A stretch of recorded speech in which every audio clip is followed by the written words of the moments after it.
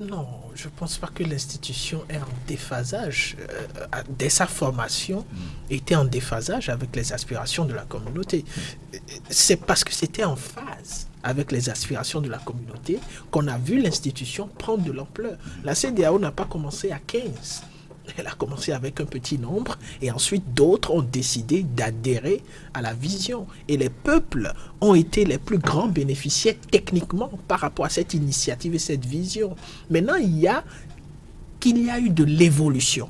Vous savez, les contextes évoluent. Et c'est ça le gros problème aujourd'hui. La CEDEAO n'a pas su s'adapter. Elle n'a pas su cette nouvelle dynamique. Exactement. Et qu'est-ce qui se passe lorsque le contexte évolue et que vous n'ajustez pas votre système? C'est qu'à un moment donné, les acteurs majeurs du système réclament le changement. Et on en est arrivé là.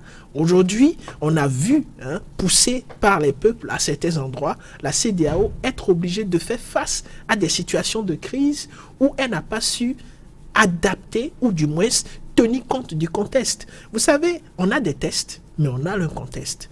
À certains moments donnés, le test peut amener l'acteur ou inviter l'acteur à se comporter d'une façon stricte. Alors que le contexte oblige l'acteur. Le contexte n'invite pas. Le contexte vous oblige l'acteur à être souple. Lorsque l'acteur décide d'appliquer le test dans un contexte où il est obligé d'être souple, la fracture est immédiate. Et c'est ce à quoi on assiste. La bonne séance ou la bienséance aurait amené les acteurs de la CEDEAO, face aux différents coups d'État qu'on a observés, à trouver le mécanisme d'accompagnement pour ne pas être en rupture avec la dynamique d'intégration. Parce qu'aujourd'hui, c'est vrai, les tests de la CEDEAO permettent qu'on arrive à prendre des sanctions. Et dans une perspective de refuter de façon stricte la dynamique des coups d'État, et donc une sorte de frustration à l'institutionnalisation de la démocratie, qui n'est pas d'abord institutionnelle. Quand vous prenez la démocratie au départ, ce n'est pas institutionnel.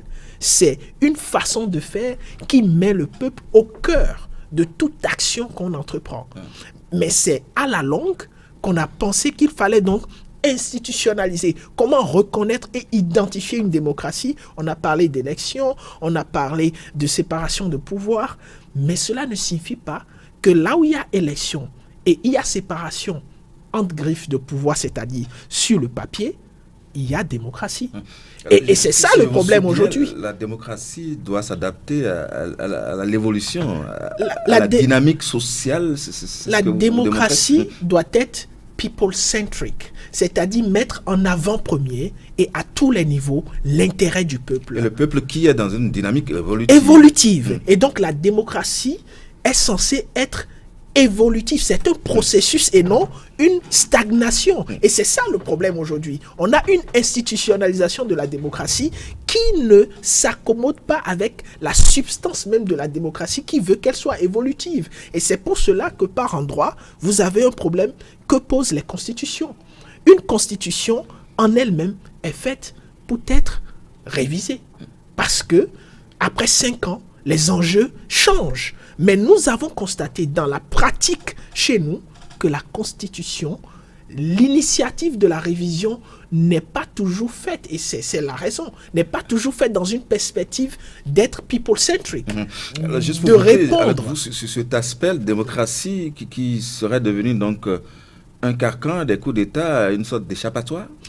C'est pas ça au fait. Le problème ici, le contexte ouest-africain ici, c'est que la démocratie refuse, la démocratie institutionnelle, celle qui est promue, refuse de s'adapter aux aspirations du peuple.